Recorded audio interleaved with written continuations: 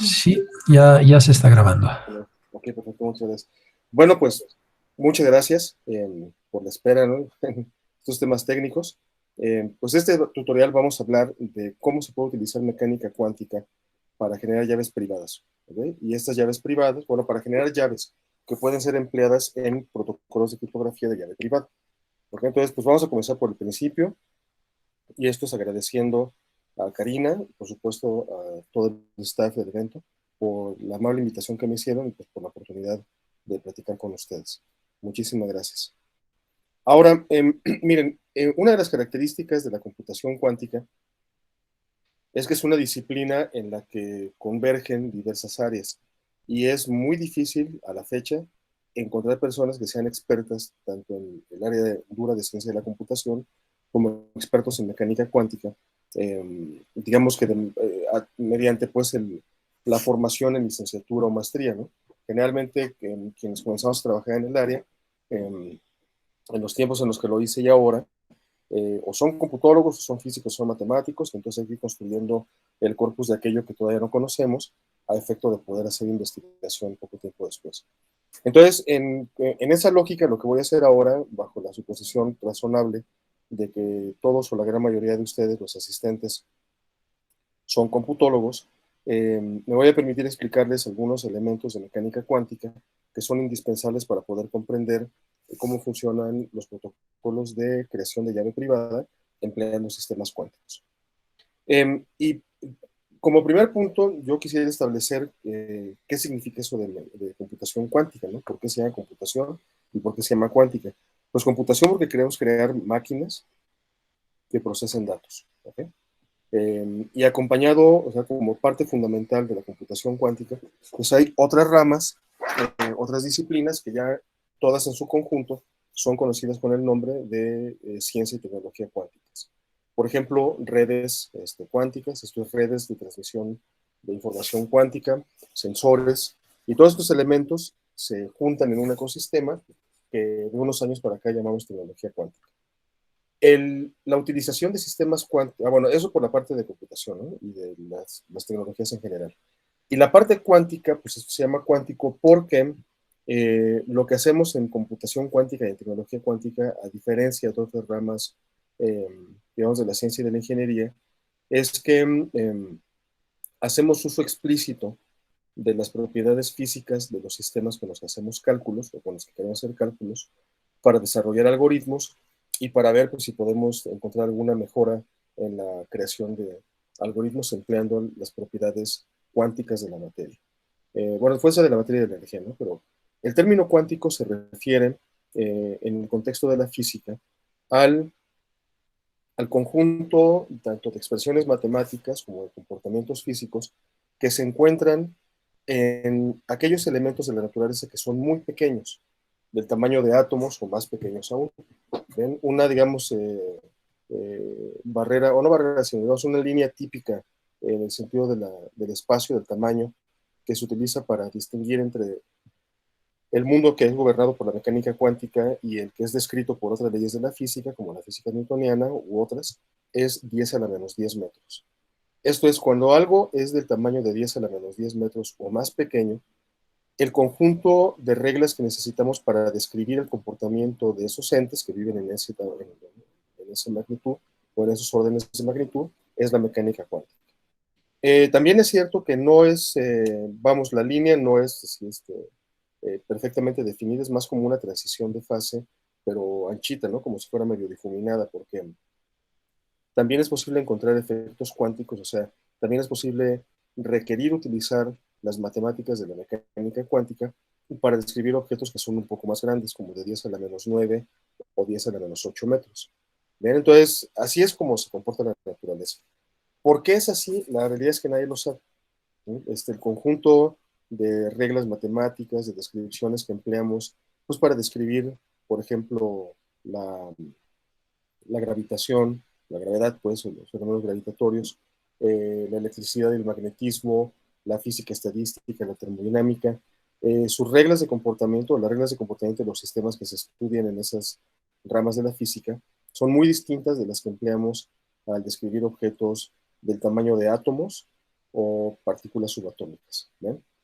Eh, y eso es la computación cuántica. La computación cuántica es el área, es la rama o la disciplina científica e ingenieril que busca construir sistemas de procesamiento de datos empleando objetos del tamaño de átomos o más pequeños. Como empleamos objetos del tamaño de átomos o más pequeños, forzosamente la física que nos va a llevar a describir estos objetos y en consecuencia la física que va al final de cuentas a permitir construir algoritmos que tengan cierto comportamiento, ciertas ventajas respecto a algoritmos desarrollados en máquinas digitales, pues es la mecánica cuántica. Ahora bien, también aquí es importante aclarar lo siguiente. Si bien es cierto que el cómputo cuántico toma como base física la mecánica cuántica, también a efecto de comprender el contexto histórico y tecnológico de esta disciplina, es importante saber lo siguiente. Por una parte, las máquinas que empleamos hoy por hoy también usan mecánica cuántica.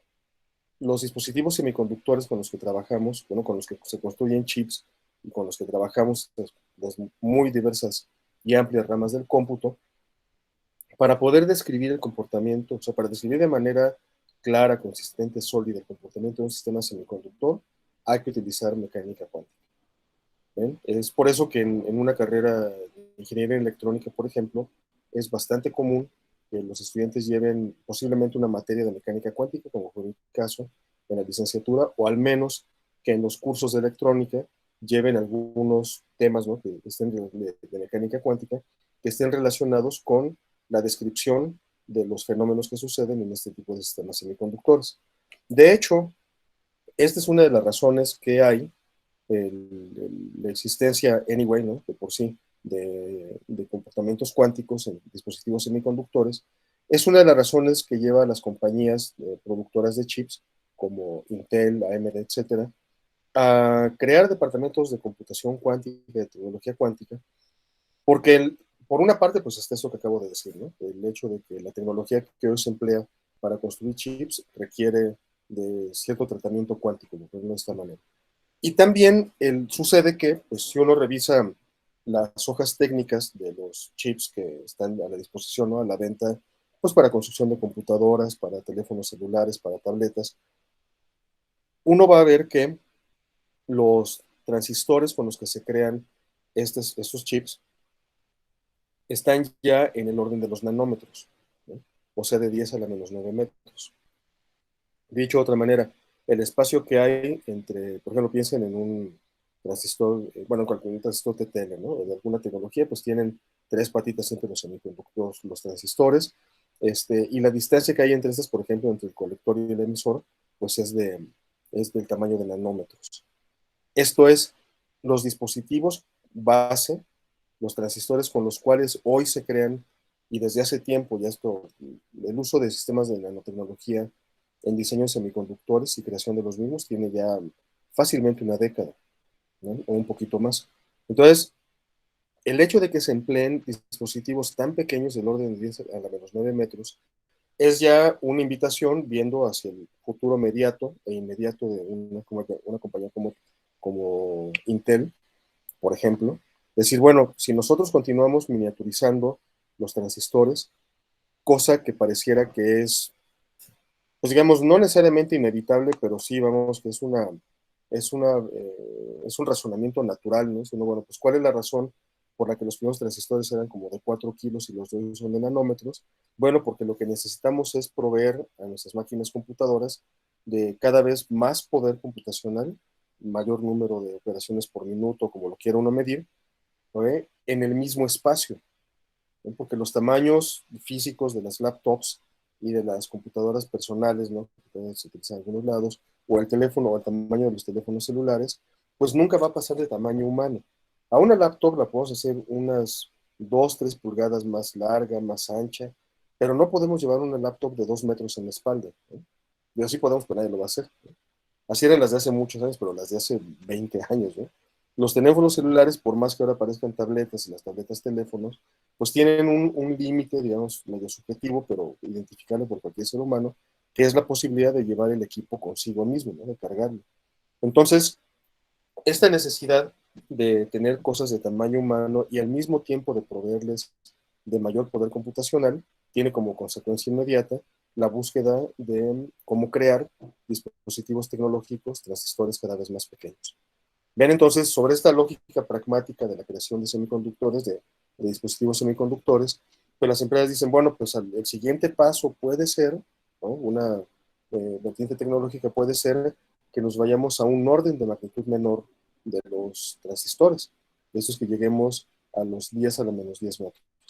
Y entonces, en ese caso ya es inevitable el uso de mecánica cuántica para describir estos objetos. ¿Ven? Entonces, esto por una parte. Y vamos, este es un argumento totalmente pragmático, financiero inclusive, que justifica la investigación en computación cuántica.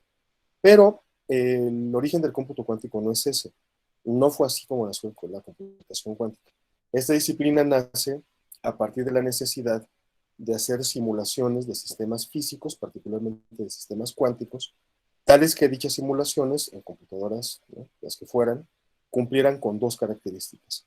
La primera de ellas es que la simulación fuese exacta, esto es, que los términos de las series, de las ecuaciones, de las desigualdades, de lo que fuera, que de las matemáticas que describen a los sistemas que se deseaban simular, no era la intención aproximarlos. No era la típica de hazte la serie de Taylor y córtale el tercer término, sino de utilizar todos los elementos que conformaban la descripción matemática de los objetos e interacciones que se deseaba simular. Y al mismo tiempo, la otra exigencia también no negociable era que los algoritmos que se ejecutaran para dichas simulaciones fueran eficientes, dicho en términos de computólogos, que fueran de orden polinomial.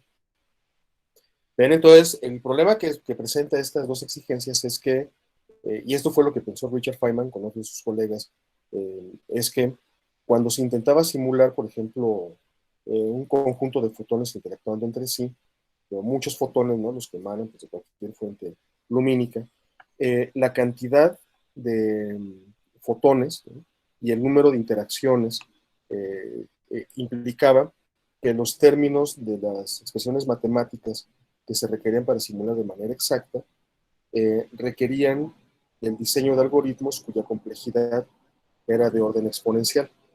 Entonces, en esencia, el problema que enfrentaron, o sea, no en la práctica, porque recuerden, las máquinas, el cómputo cuántico nace finales de los 70, principios de los 80, las computadoras de ese entonces, básicamente las grandes, eran mainframes, había una que otra, digamos, visos de supercomputadoras, pero todavía no existía el término tal y como lo entendemos hoy.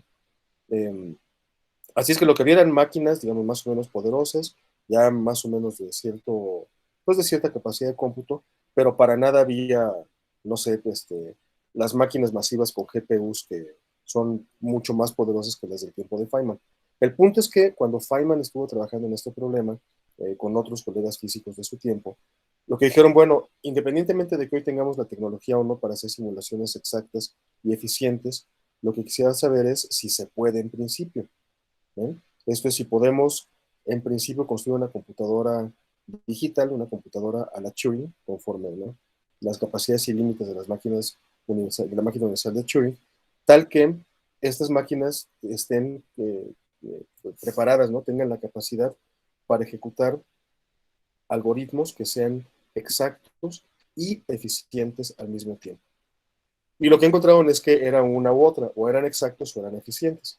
A la exigencia de exactitud traía como consecuencia el que los algoritmos fueran de orden exponencial. Entonces, Feynman dijo, bueno, digo Feynman como si él hubiese inventado todo, no, la verdad es que pues, esto es el resultado del trabajo de la comunidad científica, pero Feynman es quien lo pone en blanco y negro. Él es el que dice, bueno, pues pareciera ser que eh, la tecnología computacional que hoy tenemos desde sus fundamentos teóricos no puede hacer esta simulación exacta. Y entonces ahí sí, contribución total de Feynman es, ¿qué pasaría si utilizáramos, un paradigma distinto para construir computadoras? Esto es, ¿qué pasaría, por ejemplo, si utilizáramos un conjunto de electrones cuyo spin fuese la base de la construcción de una computadora que simulara la polarización de fotones? Spin y polarización son dos propiedades físicas, el primero de los electrones, el segundo de los fotones. Pero el punto que quiero señalar aquí es que en esencia lo que piensa Feynman, lo que propone es si podríamos utilizar un sistema cuántico para simular otro sistema cuántico, tal que dicha simulación fuese exacta y eficiente. Y así es como nace la idea básica de construir una computadora cuántica, ¿no? Y también por eso es que en plática a la que vayan ustedes, tanto de divulgación como de introducción científica al cómputo cuántico, van a escuchar que uno de los objetivos que perseguimos, quienes hacemos investigación en el área, es buscar algoritmos que tengan cierto aceleramiento computacional, que tengan speed up, perdón. Doctor, ¿lo puedo interrumpir un tantito? Sí, por favor. Por ejemplo, bueno, veo que está hablando sobre la relación con esta parte de la mecánica cuántica y las computadoras cuánticas, y bueno, y supongo que también parte de la criptografía, ¿no? Sí, sí. Ahorita, actualmente, por ejemplo, con lo que usted está trabajando, lo que está haciendo, ¿realmente trabaja con mecánica cuántica, es decir, con esta ciencia, o ya empieza a implementar, ya ve que creo que Google o no sé quién tiene para poder hacer experimentos en su computadora cuántica, o solamente es parte teórica y parte de la ciencia de mecánica cuántica? Ay, qué buena pregunta. La voy a responder con una anécdota. La respuesta en corto es, ya hay computadoras cuánticas con las que puede trabajar uno. Pero la anécdota es la siguiente. Cuando yo comencé a trabajar en cómputo cuántico, que fue por ahí en el 2002, eh, mi doctorado lo hice en el Centro de Computación Cuántica de Oxford, la Universidad de Oxford. Y en el laboratorio donde estaba yo, en el Clarendon Laboratory, había un grupo de investigación experimental que estaba construyendo una computadora cuántica sobre una tecnología que se llama NMR. Y ellos pudieron construir una máquina que creo que era de 4 qubits, si no me acuerdo, 4 o 5 qubits.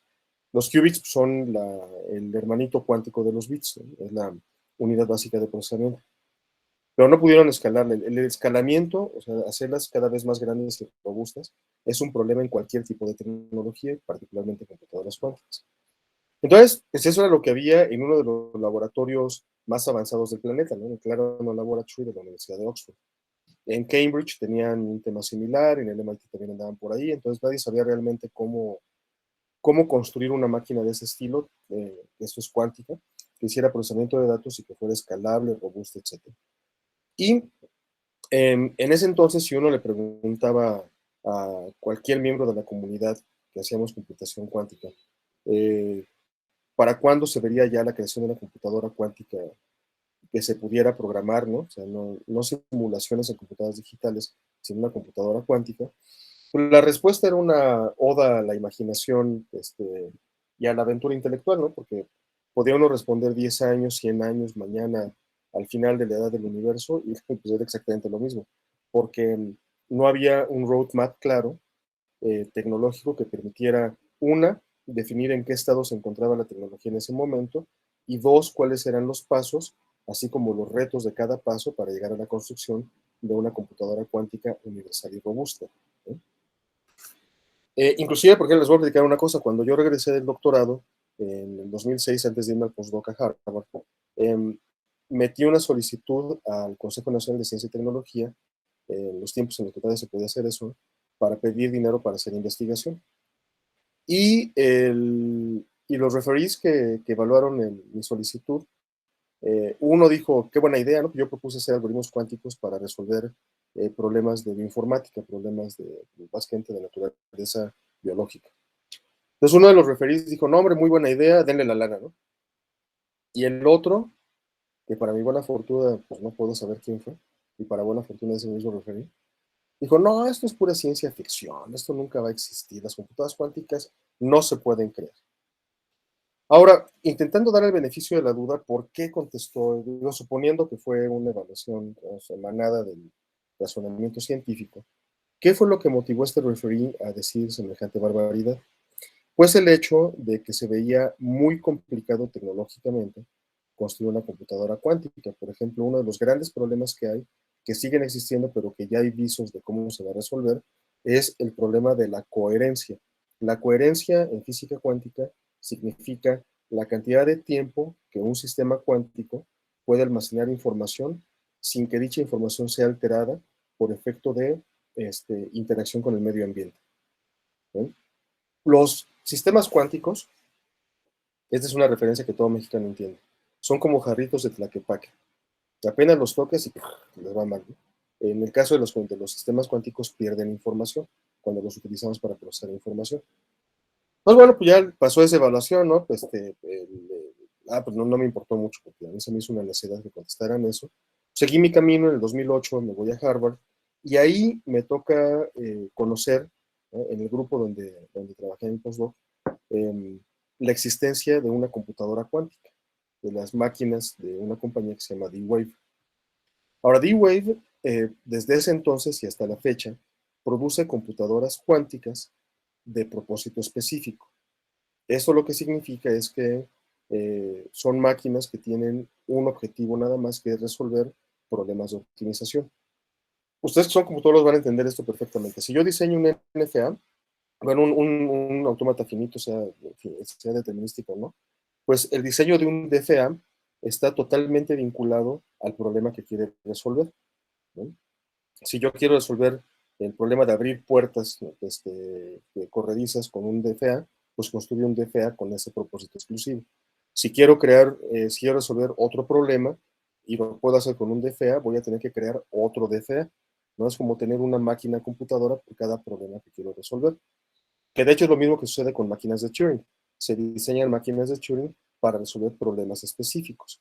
Pero la razón por la que las máquinas de Turing y otros modelos universales de cómputo, como el modelo de von Neumann, son muy poderosos, es porque sirven no solo para resolver un problema, sino para resolver cualquier problema computable, ¿no? Son las máquinas universales de propósito general. Entonces, ese estatus de máquina universal cuántica no lo alcanzaron las máquinas de D-Wave, lo alcanzaron las máquinas de IBM, por ejemplo, y la que está diseñando Google, y hasta donde se sabe, la que está diseñando Microsoft.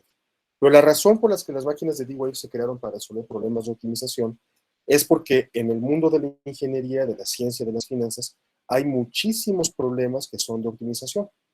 ¿Ven? Entonces había un mercado claro del cual, y de hecho tan claro está el mercado que la compañía sigue existiendo y que no le va nada mal financieramente, ¿no? Entonces, digo esto porque del 2002, que fue cuando yo comencé a trabajar en computación cuántica, al 2008, que fue cuando llegué a Harvard, en 6 años, ¿no? En un periodo muy corto, la verdad, hubo ya una organización que, sin máquinas con pocos qubits, con cero corrección de errores, con todos los errores que uno quiera, guste y mande, pero ya había una tecnología cuántica a la que se podía acceder para comenzar a experimentar, ver cómo crear algoritmos y cómo mejorar el hardware con base, pues, en esta retroalimentación virtuosa de la programación, generación de resultados, identificación y evaluación de errores. Poco tiempo después, ha sido cuando fue, creo que fue en 2014, si mal no me acuerdo, IBM anuncia 2014, 2015, pero no, un poquito después, fue un poquito después, por ahí de 2017, 2016, pero unos pocos años después, IBM anuncia ya la existencia de computadoras cuánticas de propósito general que pueden ser utilizadas, pues en principio era por un grupo pequeño, ¿no? Y después se abrió prácticamente a quien quiera usarlas. IBM tiene, digamos, dos modalidades de acceso a sus computadoras cuánticas, todas ellas de propósito general. Las pequeñas, son las que tienen 5 y 12 qubits, son de acceso gratuito. Si uno las quiere utilizar, todo lo que hay que hacer es entrar al portal de IBM, IBM Q Experience, darse de alta, crear un username y un password, una cuenta, y entonces va a tener uno asignados unos vouchers, que es el tiempo que va a tener acceso uno al procesador cuántico. Pues tienes acceso en esa plataforma a dos cosas: a un simulador bastante poderoso que se puede correr en las plataformas digitales de IBM o en la computadora de uno, como quiera. Ese simulador se puede utilizar de manera visual con un diagrama, pues, para construir circuitos que estén en el servidor de IBM, o puede uno programar desde Qiskit. Qiskit es un conjunto de librerías creadas en Python para poder hacer simulación de algoritmos cuánticos, o bien también a través de Qiskit uno puede conectarse, enviar jobs directamente a las computadoras cuánticas de IBM. Entonces, y digo que hay dos modelos, es como un modelo freemium, porque las pequeñas, las de pocos qubits, son de acceso gratuito, con vouchers que uno obtiene y va ganando conforme vaya uno trabajando con las máquinas. Y la otra es ya el modelo premium, ¿no? En donde puedes acceder a esas máquinas con más qubits, pero a cambio de un pago. Así es que, y bueno, Microsoft y Google todavía no tienen máquinas cuánticas liberadas en el mercado, pero es de lo más razonable suponer que en breve, cuando es en breve, puede ser un año o en dos o mañana, pero ciertamente en algunos pocos años, eh, ellos también van a liberar su tecnología de computación cuántica. No sé si en el modelo freemium, no sé si cobrándola a todo mundo, pero de que lo van a hacer, lo van a hacer. Y la respuesta es ¿por qué? ¿Por qué estoy tan seguro de eso? Porque yo sabía, o sea, vamos, no sabía, digo, en el término de la certeza de saber qué iba a pasar, pero mi intuición me decía que tenía que existir computadoras cuánticas en el corto plazo por dos motivos. El primero de ellos es que no hay ninguna razón, ningún elemento en el corpus teórico de la física que diga que no se puede construir una computadora cuántica, ¿no? Como por ejemplo, si existe la prohibición de construir una máquina de movimiento perpetuo, ¿ok? Pero una máquina cuántica, una computadora cuántica universal, no hay ninguna ley, ninguna base matemática, ni física, ni experimental, ni nada que establezca o de la cual se pueda deducir que no se puede construir una computadora cuántica. En consecuencia, la construcción de una computadora de ese estilo dependía de la cantidad de dinero, de capital humano y de paciencia que tuviese quien quisiera construir esa máquina. Porque si lo piensan en la historia de la ingeniería, las máquinas digitales pasaron por un proceso similar. Las primeras, la ENIAC y la Colossus, eran pues, máquinas como del tamaño de un edificio así de departamentos, ¿no? Gigantescas, mucho calor, y sacaban, si bien nos iba, la raíz cuadrada de algo. Al paso del tiempo, conforme se inyectó dinero en el mundo de la tecnología, conforme la cosa fue avanzando virtuosamente en la inyección de dinero, formación de capital humano, generación de nuevas ideas para ver cómo se construyen computadoras más potentes, llegamos a las maravillas que hoy tenemos. Hace 60 años, si a alguien le hubieran dicho, oye, va a haber computadoras digitales del tamaño como de libro y medio que van a ser capaces de transmitir información inalámbrica, o sea, sin conexión alguna, a, todo a toda la Tierra, utilizando una cosa que se llama red mundial, que es Internet. Pues hace 60, 80 años eso habría sonado a Julio Verne. ¿Por qué lo logramos? Lo logramos, una, porque no había ley física que nos impidiera hacer eso, y dos, porque la relación virtuosa entre ciencia, tecnología y mercado dio lugar a las maravillas que hoy tenemos. No había razón, excepto que no fuéramos capaces de encontrar eh, usos, digamos, usos interesantes, fructíferos de computadoras cuánticas. Esa habría sido la única razón por la cual no habría podido haber el interés económico, financiero y humano en construir máquinas como las que estamos estudiando y utilizando hoy. Entonces, para terminar esta parte, hace 21 menos 2, hace 19 años, hablar de la creación de computadoras cuánticas era un ejercicio de especulación. Desde hace varios años, desde el 2008, es una realidad. Entonces, lo que sigue para el mundo de la computación cuántica experimental es construir máquinas cada vez más poderosas, robustas, bla, bla, bla. Seguir un camino similar en términos de robustez tecnológica y de madurez que el que siguieron las computadoras digitales. Tan estamos ya en esa línea que IBM publicó hace menos de 6 meses un roadmap en el que para 2030 habrá máquinas de 500 qubits, de varios cientos de qubits, ¿no? Y ese tipo de roadmaps pues no se construyen pues con cuentas alegres, ¿no? O sea, se construyen haciendo una evaluación seria, sopesada de las posibilidades de construir algo así en los siguientes años.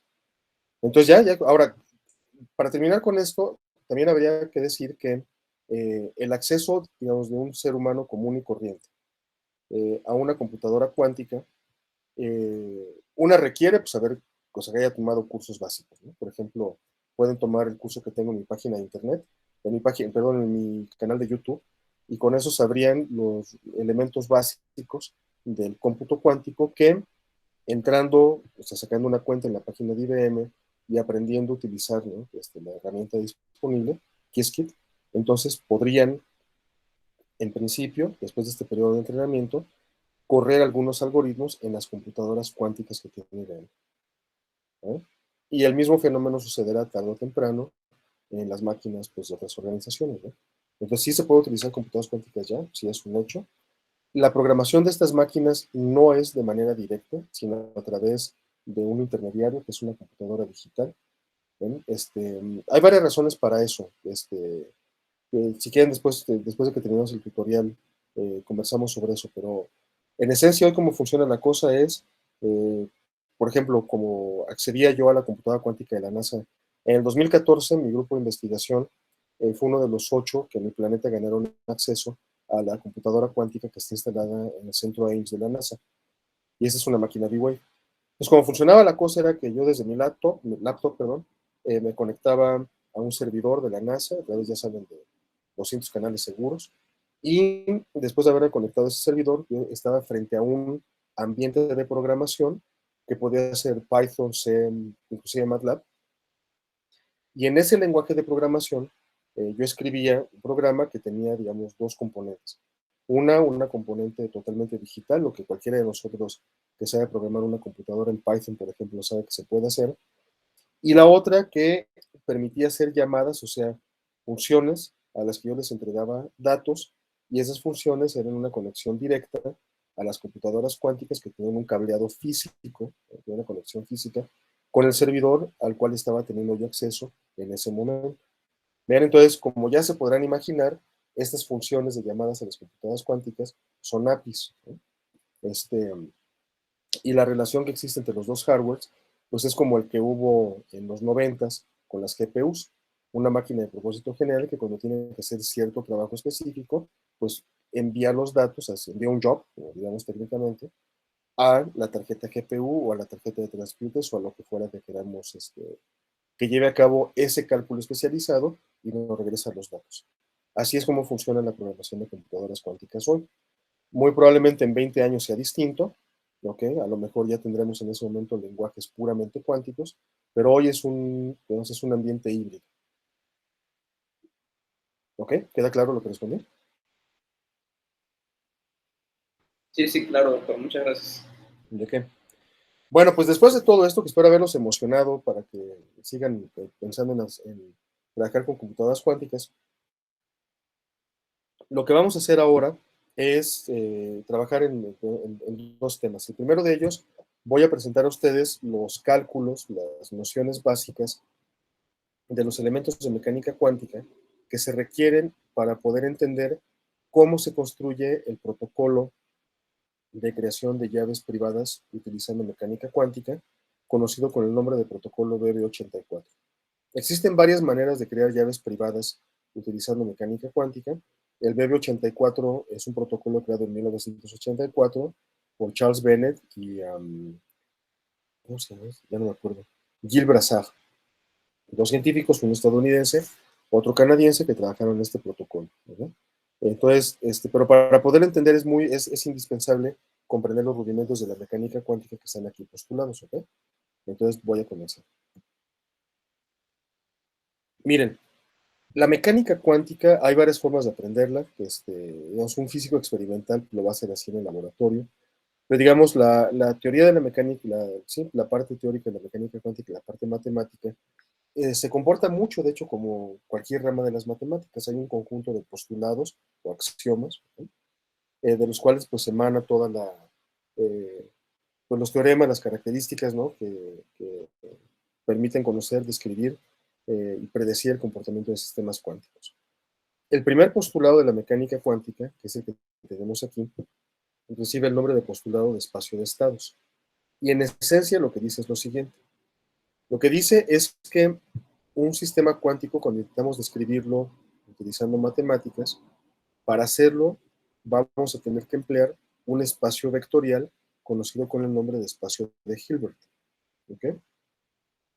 Para efectos prácticos, y ciertamente para el caso de este tutorial, un espacio de Hilbert es un espacio vectorial de dimensión finita, definido sobre el conjunto de los números complejos, normado y con producto interno. ¿Ok? Como lo es, por ejemplo, excepto por la parte compleja, Rn. Rn, el espacio de reales de n dimensiones, R3, por ejemplo, R2, ¿no? El plano cartesiano, el espacio de 3 dimensiones, es un espacio vectorial, porque en él viven vectores, que tiene norma, porque los vectores se puede calcular su tamaño, grosso modo, y además podemos calcular el producto interno, que en el caso específico de Rn es el producto punto. ¿Eh? El producto punto es un ejemplo de producto interno. Hay varias formas de definir el producto interno. Esta es una de ellas, ¿ok? Entonces, los sistemas con los que hacemos cómputo cuántico, aunque lo pongo aquí, los sistemas con los que hacemos cómputo cuántico viven en espacios vectoriales, ¿ok? A diferencia de lo que sucede con computadoras digitales, en las que los elementos del lenguaje binario, como lo queramos poner, porque hay muchas formas de decirlo, pero los valores que puede tomar un bit, que son 0 y 1, si los pensamos como números, son elementos de un espacio escalar, no de un espacio vectorial. Además, son elementos de un espacio escalar, digamos, contenido en el mejor de los casos, en el más amplio de los casos, en un espacio real. En tanto que aquí, en el caso de los qubits, utilizamos espacios vectoriales que están definidos sobre el conjunto de los números complejos, ¿no? Ahora, uno dirá, bueno, ¿y eso por qué? ¿Por qué es en un espacio vectorial y por qué es con los números complejos?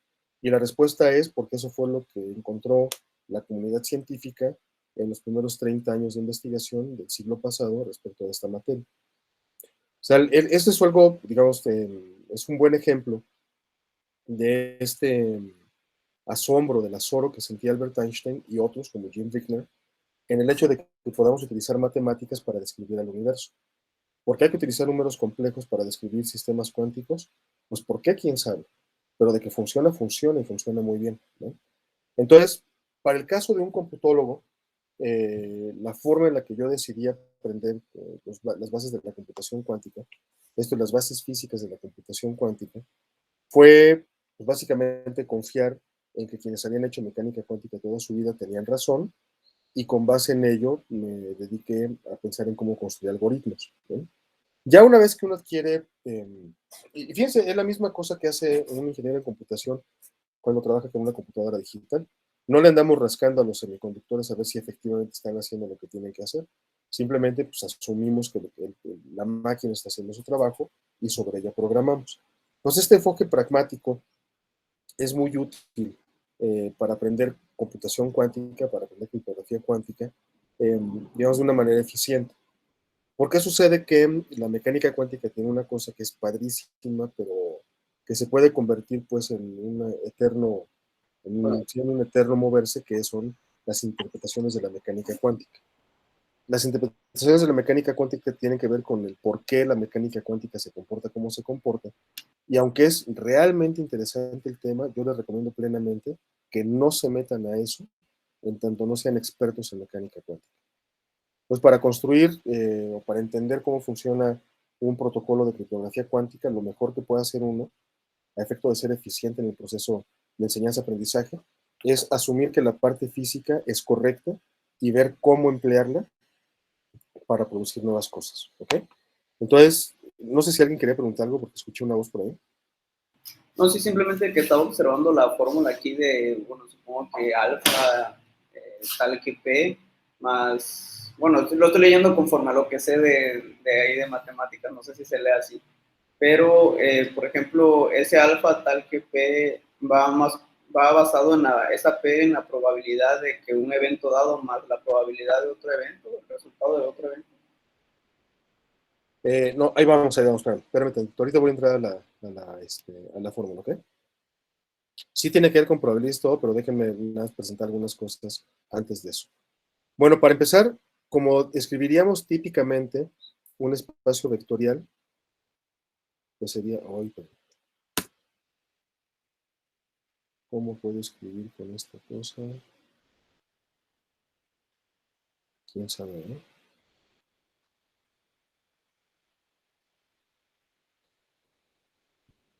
Uy, error.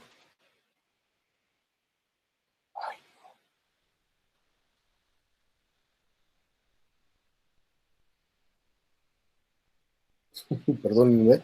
Ves que de vez yo casi no utilizo Meet y le ando oprimiendo cosas sin querer. Bueno, ahí está. Ay, se quiere escribir, pero no puedo.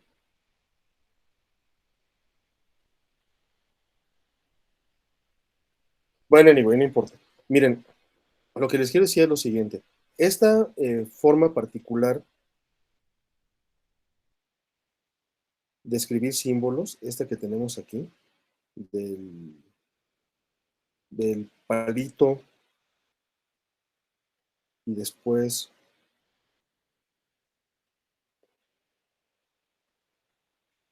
Ah, no, perdónenme, pero no puedo utilizar esta cosa. Bueno, a ver, voy a tener que... Fíjense en el cursor para que vean lo que quiero decir. Esta forma particular de escribir, que es palito vertical y este símbolo que parece mayor que, esta es la forma específica en la que se escribe la notación vectorial en mecánica cuántica. ¿Ok? Entonces, escribir esto o escribir el mismo sí, pero poniéndole una flechita arriba, es exactamente lo mismo. ¿Ok? Solo que la flechita arriba pues, es la forma típica en la que se escribe vectores en prácticamente cualquier otra rama de la ciencia, pero en mecánica cuántica y en consecuencia en computación cuántica, así es como lo escribimos.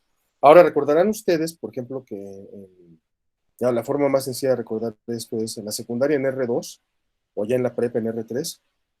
Cuando escribíamos un vector, decíamos, bueno, en R3 yo puedo escribir cualquier vector como una combinación lineal de los vectores I, J y K. ¿Ok? Pues si yo tengo el vector 7, 32, 7, menos 32, 3 pi, bueno, pues a cada uno de los vectores I, J y K respectivamente lo multiplico por el escalar correspondiente, ¿no? Y la resultante es el vector que describe a esa tripleta ordenada. ¿Ok? Esa posibilidad de escribir un vector como una suma, digamos, con pesos escalares, recibe el nombre formal de combinación lineal. Y esto que tenemos aquí es la forma general en la que se escribe un qubit. Que un qubit, como dije ya hace un momento, es un vector, y como vector, entonces debo de poder escribirlo como combinación lineal de alguna de las bases del espacio vectorial en cuestión, del espacio de Hilbert en cuestión. ¿Ven? Recordarán ustedes que un ejemplo de base en R3 es precisamente I, J y K. ¿Por qué? Porque en álgebra lineal un conjunto, una base, ¿no? Una base de un espacio vectorial, es el conjunto de vectores mínimo, tal que dicho conjunto de vectores se puede emplear para escribir cualquier otro vector de ese espacio vectorial correspondiente. Entonces, en esta nomenclatura, sí, el ket sí o el qubit sí se escribe como combinación lineal de los vectores P y Q. ¿Ok? Y los pesos de P y Q, los números por los cuales multiplico a los vectores P y Q, son los números alfa y beta, que tienen que cumplir con dos características. Deben ser complejos y deben de cumplir con que la suma de los cuadrados de sus normas sea igual a 1. Ahora, para redondear lo que les acabo de decir, esta nomenclatura de palito vertical y mayor que son dos cosas las que tienen que recordar de ellas. La primera es que es la forma en la que se escriben vectores en mecánica cuántica. Y la segunda es que esta notación recibe el nombre de ket. Cada kilo.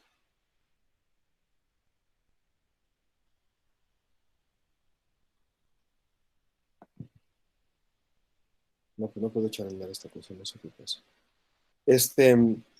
Cada kilo es de Ernesto y T de Tito. Entonces, palito vertical y mayor que, esa notación recibe el nombre de ket. Luego, esta expresión que tengo aquí la podemos leer de la siguiente manera.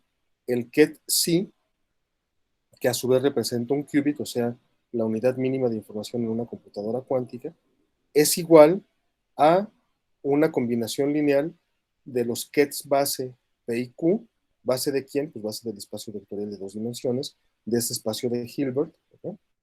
Donde los pesos específicos por los que hay que multiplicar a P y Q para obtener así son alfa y beta. Alfa y beta son números complejos que tienen que cumplir con esta condición, con esta restricción. Recordarán ustedes que todo número complejo tiene la forma A más BI, donde A y B son números reales e I es la raíz de menos 1. La norma o el módulo, hay varias formas de decirle, de un número complejo, es básicamente el teorema de Pitágoras. Toman a A, supongan que alfa fuera igual a A más BI. Entonces toman a A, lo elevan al cuadrado, toman a B, lo elevan al cuadrado, lo suman y le sacan la raíz. Eso sería el resultado de lo que aquí intuitivamente, coloquialmente diríamos, el valor absoluto de alfa, que en realidad es la norma de alfa. Si lo elevo al cuadrado, pues le estoy quitando la raíz cuadrada que mencioné, entonces la magnitud o la norma o el módulo de un número complejo elevado al cuadrado es igual a la suma de los cuadrados de sus componentes respectivas. ¿Hasta ahí claro?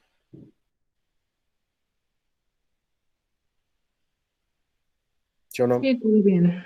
¿Sí para todos? Ok. Muy bien. Bueno, ahora, como les decía hace rato, es costumbre, simplemente porque es fácil de imaginar para nosotros, que un vector en R3 lo escribamos como combinación lineal de I, J y K. Igual en R2, en el espacio cartesiano, si yo quiero escribir el vector 3,4, lo puedo escribir como 3 multiplicado por el vector I más 4 multiplicado por el vector J. ¿Ok? En computación cuántica va a pasar lo mismo. Yo puedo escribir a un qubit de muchas maneras, tantas como bases tenga el espacio de Hilbert en el que estoy trabajando. Y un espacio de Hilbert, como cualquier espacio vectorial, tiene una cantidad infinita de bases. ¿Ok? Entonces es una cosa interesante porque uno se preguntaría, oye, pues si yo escribo, por ejemplo, si pienso en bits, pues las etiquetas con las que me refiero a un bit, que los podemos convertir en valores numéricos, son 0 y 1. Pero estos no se refieren, o sea, estos datos cuando se crean físicamente, cuando se crea un dispositivo para construir un bit, para implantar un bit, pues no estamos pensando en magnitudes relativas, sino en dos valores dicotómicos, ¿no? Por ejemplo, un apagador. Si está en la posición de apagado es 0, y si está en la posición de encendido es 1. ¿Ok? Oye, si está en medio, pues si está en medio no cuenta. O está apagado o está encendido. ¿Ok? Entonces, las diferencias que hay entre los valores posibles de un bit se dan en términos de todo o nada. ¿Ok? Pero no existe esta lógica de poder expresar un bit de otras formas que no sea pues, la conocida, ¿no? Digo, podemos cambiar el 0 y el 1 por Jorge y Luis, o Pedro y María, por triste y feliz, ¿no? Pero estamos hablando siempre de dos enunciados, de dos etiquetas, que cuando se crean físicamente representan dos estados mutuamente excluyentes del objeto con el que estamos creando esos bits. El caso de los qubits es muy interesante porque uno podría preguntarse, oye, si yo puedo escribir a un qubit de muchas maneras, una por cada base que yo escoja, ¿eso tendrá alguna ventaja para hacer cálculos? Y ese es, de hecho, pues, tema de investigación, ¿no? Pero lo que ya sabemos es que el hecho de que yo pueda escribir un qubit utilizando esta base que recibe el nombre de base computacional o rotando la base computacional pi cuartos, conforme en contra de las manecillas del reloj, me permite crear otra base que se llama la base diagonal, ¿no? Estas dos bases, la computacional, que ahorita vamos a ver cómo se escriben como matrices, pero el mensaje ahorita importante es que esta base, que recibe el nombre de base computacional y que sería grosso modo el equivalente de I y J, así en R2, como la matriz, como la base, perdón, resultante de tomar a 0 y 1 y rotarlos pi cuartos en contra de las manecillas del reloj, me crea otra base que recibe el nombre de base diagonal. ¿Ok? Estas dos bases, la computacional y la diagonal, van a jugar un papel súper importante, crucial, en el protocolo BB84. ¿Ok? Pues como mensaje de esto, acuérdense, las bases que vamos a emplear para hacer el BB84 son la base computacional, que la pueden equiparar grosso modo con la base I y J en R2, y la base diagonal, que sería como si tomaran a I, J y lo rotan pi cuartos, o 45 grados, en contra de las manecillas del reloj. ¿Ok? ¿Hasta aquí preguntas? ¿Ninguna? Bueno.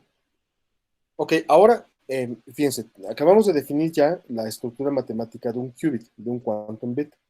El siguiente paso es ver qué hacemos con los quantum bits, ¿no? Con los qubits. Igual que pasa en computadoras digitales. Oye, pues ya definí la noción de bit, ¿y ahora qué hago con ella? Bueno, pues ahora vamos a escribir programas para transformar esos bits en otros bits y generar información.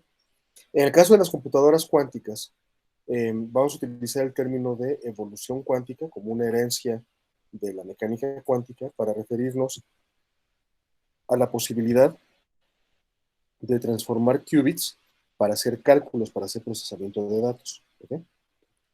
Entonces, esta parte es un poquito complicada de entender. Les pido que cualquier duda que tengan, levanten la mano de inmediato. ¿Okay? En la ecuación básica de la evolución, o dicho de otra manera, de la dinámica de un sistema cuántico, esto es de su comportamiento en el tiempo, es esta que tenemos aquí, la cual la podemos ver de la siguiente manera.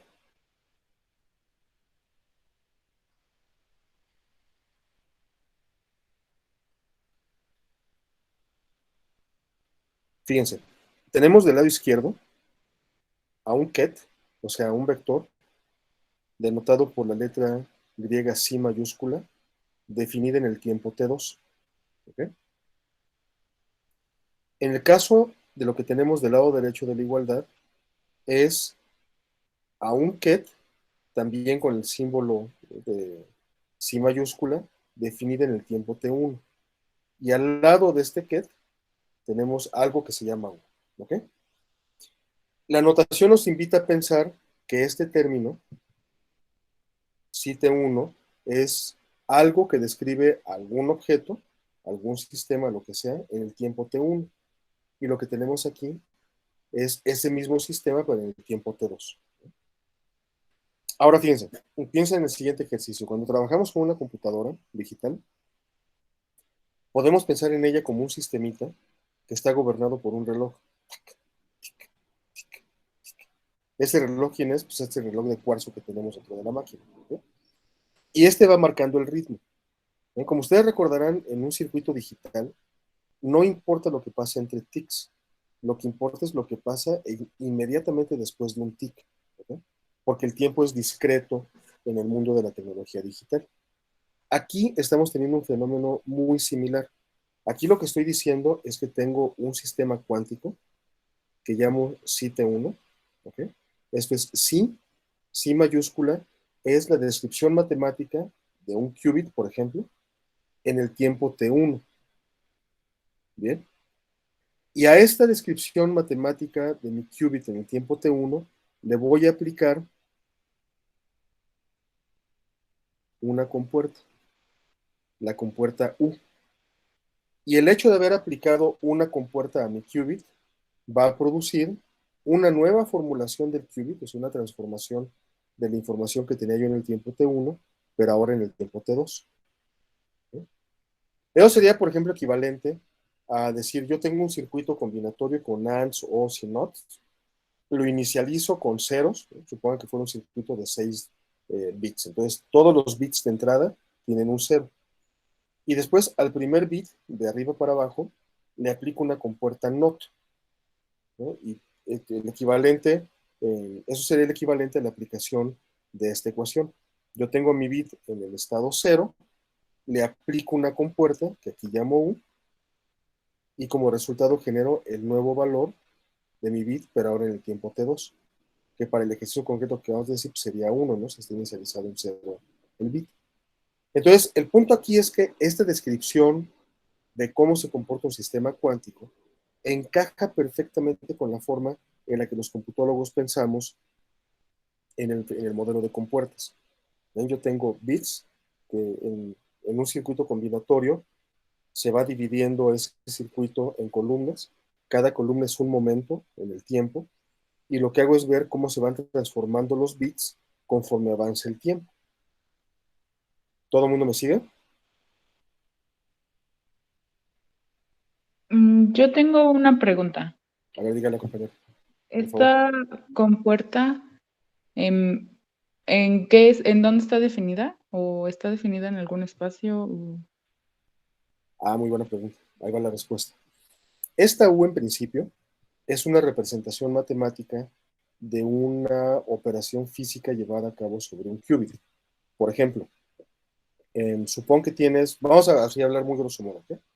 Supón que tienes un electrón y que quieres cambiar el spin del electrón. Piensa en lo que, no importa la representación visual que tengas del spin, nada más es una propiedad que tiene un electrón, ¿ok? Entonces un físico experimental diría, oye, estos electrones que tengo aquí tienen un spin con cierto valor y yo le quiero cambiar el spin a ese electrón. Entonces le voy a aplicar una propiedad física, por ejemplo, le voy a aplicar un campo electromagnético para cambiar esa variable física del electrón. Si esta ecuación estuviera leyendo un físico experimental, estaría pensando más o menos en esa línea. ¿Bien? Pero la forma en la que en computación cuántica se emplea esta ecuación es decir, pues vamos a pensar en esos procesos físicos que le aplicamos a los sistemas cuánticos como compuertas. Matemáticamente, estas U's son transformaciones lineales entre espacios vectoriales. Y la forma más sencilla de entenderlas es como matrices. Esto es, estas U's son matrices que transforman a un qubit en 2 dimensiones a otro qubit en 2 dimensiones. Por ejemplo, les presento 3 compuertas ampliamente utilizadas en computación cuántica, los operadores de Pauli. ¿Okay? Los operadores de Pauli hay varias formas de escribirlos. Bueno, en esencia hay 2 formas de escribirlos, y con cualquier operador también en mecánica cuántica, no solo los de Pauli. Son la forma matricial, ¿ok? Entonces, la matriz sigma X es una matriz bidimensional que tiene estas entradas 0, 1 y 1, 0.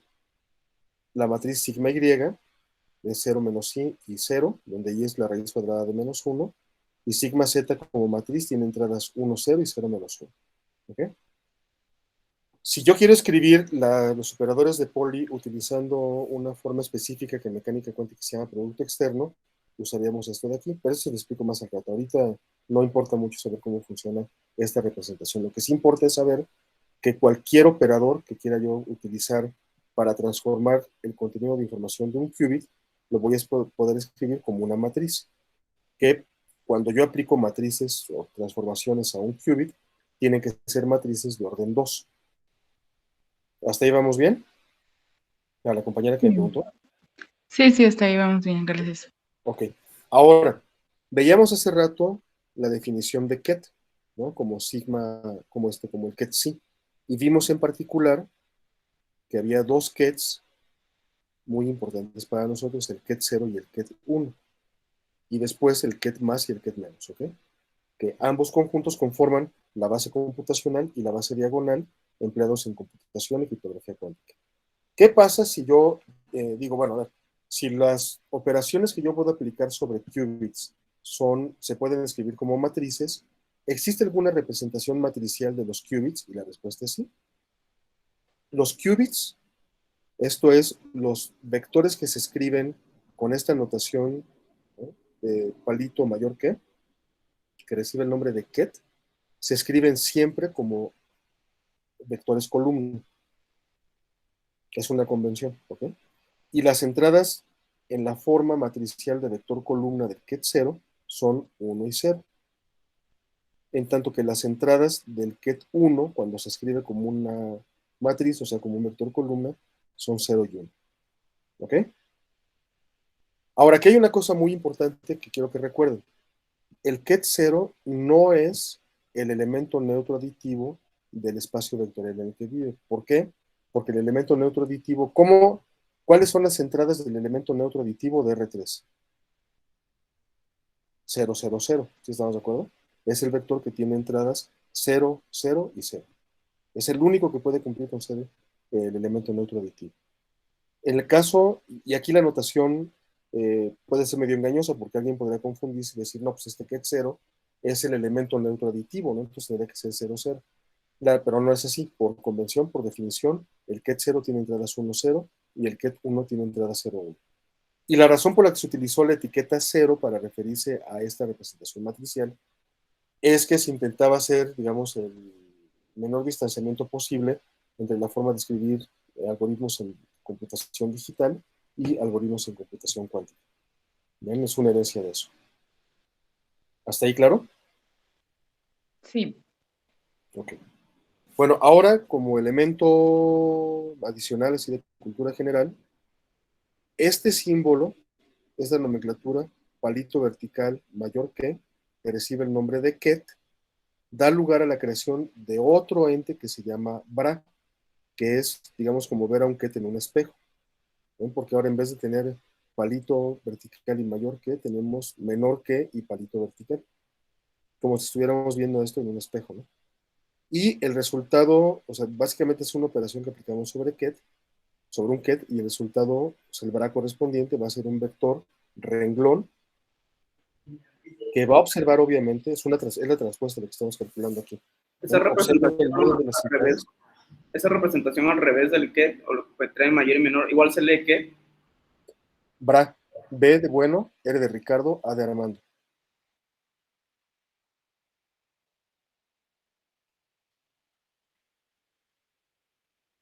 Pues aquí está.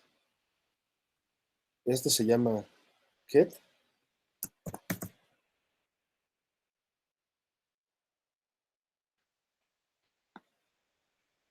¿Sí lo ven? Sí. Sí. Ahí está. Este se llama ket.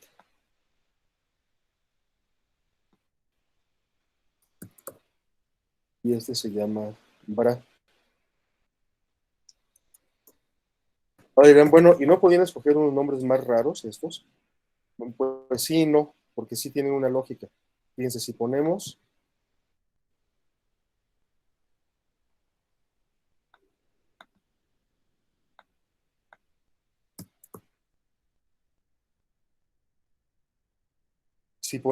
la palabra bracket, ¿esto a qué representación simbólica los lleva? Pues un bra es este mayor que y palito, ¿no? Palito vertical. Y el ket es palito vertical y mayor que. Esto lo podemos hacer como sándwich y escribirlo de esta manera. ¿Okay? Y este símbolo en inglés es un bracket.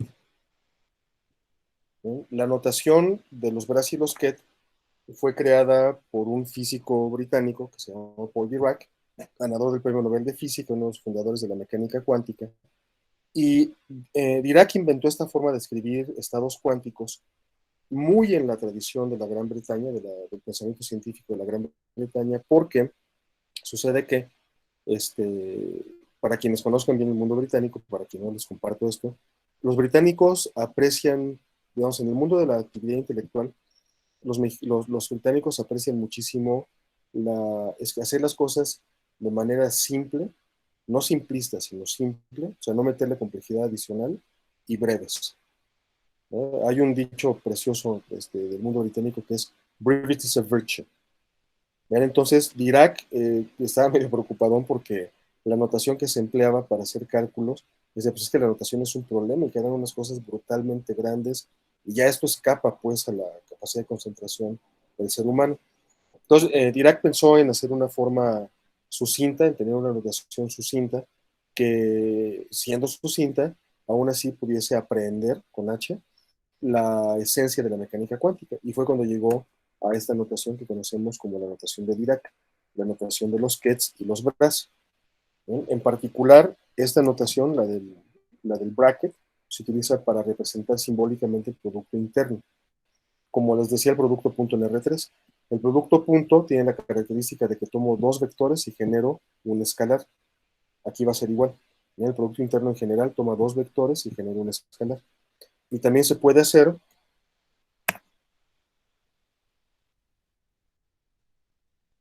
esta otra expresión, que sería esto, un ket bra. ¿Todo el mundo me sigue? Sí. Sí. Y los ket bras se utilizan para escribir matrices, como pueden intuir aquí. El operador de Pauli, perdón, que tiene este producto de ket bra 0, 1 y 1, 0, tiene la representación matricial, que tenemos aquí abajo. Y bueno, de hecho eso sucede siempre. Es toda expresión de este estilo que recibe el nombre formal de producto externo se puede escribir como una matriz. ¿Okay? ¿Hasta aquí claro? Sí, bueno, nada más una pregunta. Sí, adelante los pies. ¿Hay algún motivo por el que sea en dos dimensiones? los operadores? Sí, la razón es que estamos trabajando con... bueno, a ver, la razón es la siguiente. De acuerdo al postulado 1 de la mecánica cuántica, el, el tamaño del vector con el que voy a representar ese sistema cuántico con el que quiero trabajar, pues depende de los distintos valores que puede tomar ese sistema cuando lo mido. En el caso de un qubit, que lo puedo construir con la polarización de un fotón, con el spin de un electrón o con otras propiedades que son bivaluadas, eso es cuando las mido obtengo uno de dos valores. El primer postulado de la mecánica cuántica me dice que yo debo escribir a ese sistema que cuando lo mido obtiene uno de dos valores posibles como un sistema que vive en un espacio bidimensional. ¿Ok? Por eso es que los qubits son matrices, son vectores, sí, son matrices o vectores columna. Es porque viven en un espacio bidimensional. Y para que tú puedas transformar un qubit en otro qubit, requieres que las matrices, que es el elemento tradicional en álgebra lineal para transformar en espacios vectoriales, sean de orden 2 por 2, ¿no? Sean de la dimensión que corresponde a las dimensiones respectivas del espacio vectorial del que emanan los vectores que van a ser transformados por la matriz. Como aquí transformo qubits en qubits, pues las dimensiones de la matriz de transformación deben ser 2 y 2. Ok, ¿Sí es muchas claro? gracias. Sí, Ok, con gusto. Entonces, vean cómo ya desde este punto, que puede parecer un poquitín difícil al principio, pero que van a ver que se simplifica bastante ya con los cálculos, las computadoras cuánticas, la base de una computadora cuántica y la base de la criptografía cuántica son sistemas que matemáticamente son más complejos que los bits. ¿Ven? Aquí requerimos de utilizar espacios vectoriales con números complejos y las transformaciones, o dicho con términos computólogos, las compuertas que voy a aplicar a los qubits para transformarlos en otros qubits deben ser matrices. ¿Ok? En tanto que, por ejemplo, los operadores que utilizamos en circuitos combinatoriales, como los de ANDs, NORs, XORs, etcétera, pues básicamente son tablas de verdad. Pero aquí tienen una representación matemática distinta. Son matrices. ¿Hasta aquí claro? sí. ¿Sí? Ok. Bueno, les propongo que hagamos un break de 5 minutos para estirarnos, en un caso para ir por agua. Son las 5:25, nos vemos aquí a las 5:30. ¿Está bien? Hay una pregunta. Dígala. Eh, Sí, Salvador, Sí. en la primera representación del qubit, viniendo del mundo digital, me queda claro que un bit puede asumir el valor de 0 y 1, pero en esta representación, primero vectorial y después matricial, no veo cómo es que ese qubit puede asumir cualquiera de los dos estados. O sea, ¿cómo el ¿Cómo se qubit podría representa ser? eso? ¿Con qué probabilidad puede estar en alguno de los dos? A eso lo vamos a ver en el siguiente postulado, Ah, ya, de la medición cuántica. ya. Discúlpame, no lo veía acá. No, no te preocupes, Gracias. no hay problema. Sí, eso lo vamos a ver en el siguiente postulado. También por eso quiero que hagamos un break, porque si esto les parecieron complicaditos, el tercer postulado, que es el de medición de sistemas cuánticos, se pone, pero... No, no se pone, pero se pone más interesante. ¿No? Pero sí necesito que relajen la mente unos 5 o 10 minutos para que puedan entender cómo funciona la medición cuántica. Pero la respuesta a la pregunta es en los siguientes slides. ¿Ok? Hecho, compañeros. Bueno, entonces, pues les propongo que nos vemos aquí. No, son 5:27, nos vemos aquí a las 5:35. ¿Ok? Muy bien. Hecho. Pues voy a parar un momento